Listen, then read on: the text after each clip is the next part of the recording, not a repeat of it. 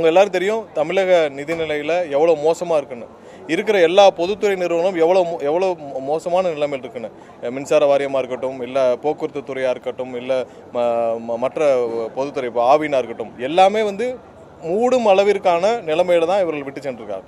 நிதிநிலை எங்கேயுமே நிதி ஆதாரம் சொல்றாரு. நேற்று எடப்பாடி சொல்றாரு, புதிய ஆதாரத்தை பெருக்குவதற்கு எந்த முயற்சியும் செய்யலன்னு. நீங்க என்ன செஞ்சீங்க?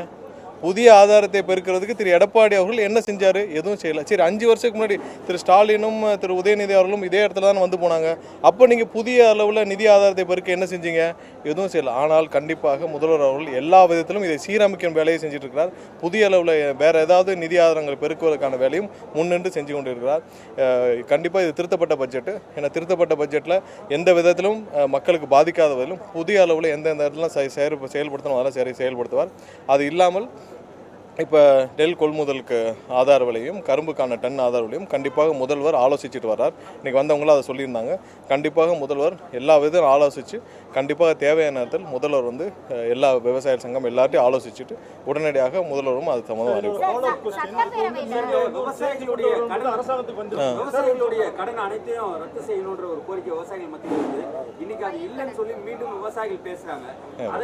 விவசாய கடன் விஷயம் தெளிவாக கூறப்பட்டு ஏன்னா முதல் கட்டமாக விவசாயிகளுக்கு தள்ளுபடி செய்யப்பட்டது. அதுக்கப்புறம் நிறைய விவசாய சங்கங்கள் அந்த கோரிக்கையை ஏற்று மேலும் விவசாயிகளுக்கு 75,000 வரை முழுவதுமாக தள்ளுபடியும் அதற்கு மேலும் எவ்வளவு தள்ளுபடின்னு சொல்லி கொடுத்துருக்காங்க.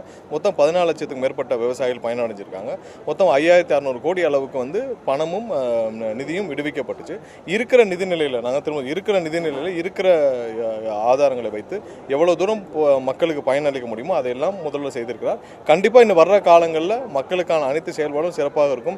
ஏன்னா இப்போ அந்த தங்க மோதிரமாக இருக்கட்டும், தாலிக்கு தங்கமாக இருக்கட்டும், ஏன்னா இதெல்லாம் ஒரு நல்ல திட்டம், பல ஏழை பெண்களுக்கு பயனளிக்கும் திட்டம். அதெல்லாம் முன்னாடி இல்லாமல் இருந்துச்சு. அதெல்லாம் திரும்ப செயல்படுத்தி கூட ஒரு பட்டுப்புடவையும் கொடுத்து ஏன்னா இன்னைக்கு ஒரு தங்கம் வாங்கி ஒருத்தர் திருமணம் செய்யணும்னா நடக்காத காலம்.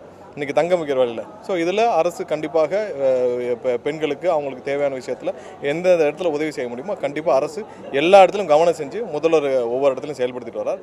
கண்டிப்பாக அப்படி தான் இருக்கும்.